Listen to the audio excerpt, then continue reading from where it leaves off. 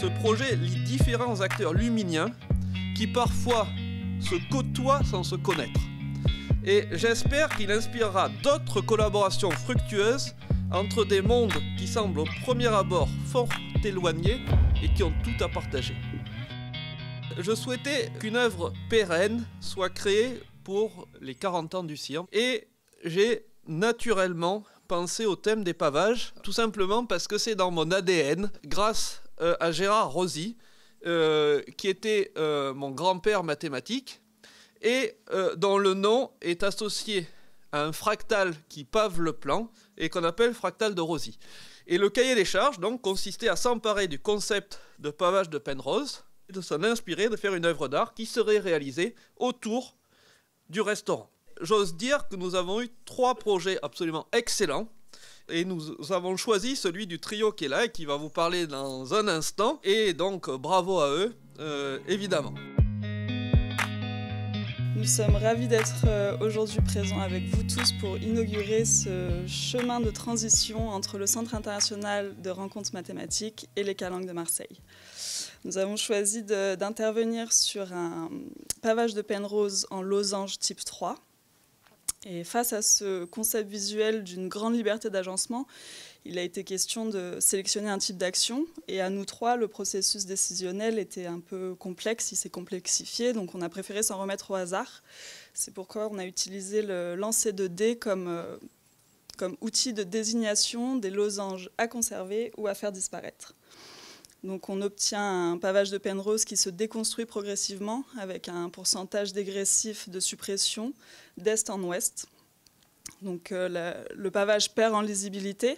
On a vraiment intégré du chaos dans ce pavage. Donc on cherchait quelque chose de très discret, mais à la fois qui interpelle dans son tracé. Un terrain de jeu ou comme un aplat où viendraient se confronter les losanges et les ombres des pins. La réalisation de ce projet qui est unique à l'échelle du campus, projet qui est un projet entre donc science et art, a été rendu possible en partie grâce à la ville de Marseille qui nous a aidés sur ce projet, que je remercie, et avec évidemment une pensée particulière pour Aurélie Biancarelli qui nous a soutenus tout au long de notre démarche. Peut-être que si je soutiens toutes les idées étranges de Pascal, c'est parce que je sais et je connais la qualité de ce lieu. Et dans ce lieu formidable et extraordinaire, j'y ai rencontré des gens tout aussi formidables et tout aussi extraordinaires qui sont dévoués aux mathématiques et à partager leur passion. Et ceci, en soi, suffirait déjà à justifier de mon soutien.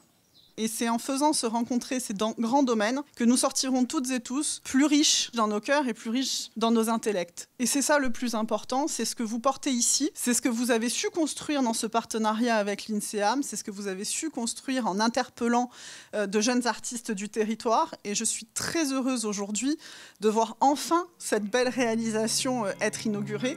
On y tenait toutes et tous beaucoup. J'ai choisi pour vous une citation de Hardy. Les formes créées par le mathématicien, comme celles créées par le peintre ou le poète, doivent être belles.